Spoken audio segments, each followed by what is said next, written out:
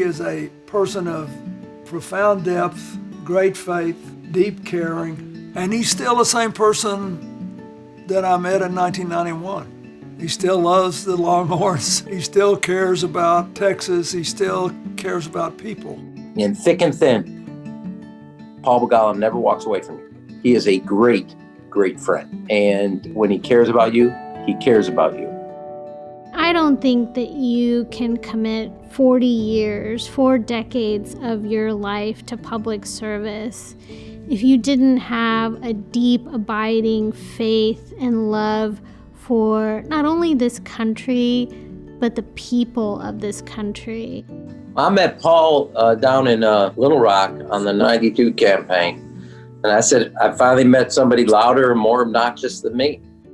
We were all of like mind and kind of in the same place in our lives, that this was our chance to make a difference for the country. He always knew, how to frame things, how to put things into perspective, how to make people laugh about a serious issue, but take it seriously. Begala was great at that. He had a feel for that. He also knew when you had to pick a fight, too, and not back down. I just was crazy about it. I think Paul was immensely helpful to the president, both getting elected and the second term. He's counseled world leaders. He's counseled sitting presidents, senators, governors, members of Congress. And so when he's giving advice, be it to a president or to a college student, it's for the benefit and the larger good of this country. Don't call while there's a football game going on, okay? It is as close to Yom Kippur services as you can get at the Begala home. The university is really important to Paul.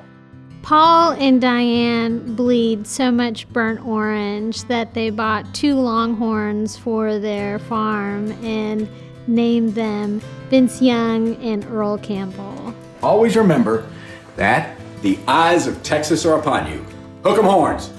Paul lost his race for student government president to Hank the Hallucination, a cartoon that our beloved Daily Texan had drawn, and in the runoff, Paul ended up winning the majority of the votes. He was able to build these factions with all these different student groups across campus, and I think that having that experience at UT really informed something that he's been able to do so well, which is work with people from all different backgrounds with all different views. He's so grateful for all that he feels he got. I think he doubts very seriously his life would have turned out the way it did if he hadn't gone to Texas. I think Paul thinks the man he is today, or the husband and the father and the public servant, is in many parts due to the formative years at UT. Paul's most important achievement, which is not getting me elected, it was getting Diane to marry him and having those unbelievable children they had. I'm proud of them and the life that he and Diane have made. I mean, they've made a life. And that's not easy to do in Washington, not easy to do in politics.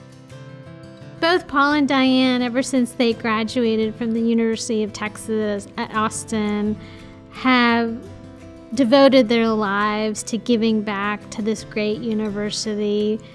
When they were in student government at UT Austin, they created the Sure Walk program. Paul and Diane have also contributed to the 40-acre scholarship that was created here at the Texas Exes. All of these examples of their contributions to the university are emblematic of Paul and Diane's generosity and devotion to our great university.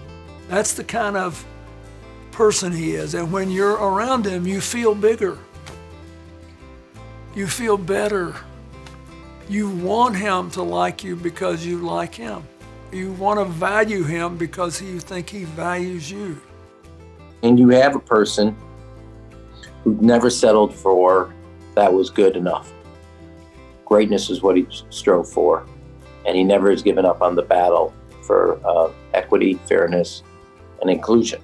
If you got your ears open, your eyes open, and your heart open, you'll have a happier, more meaningful life, and you'll understand why those of us who love Paul Begala love him so much.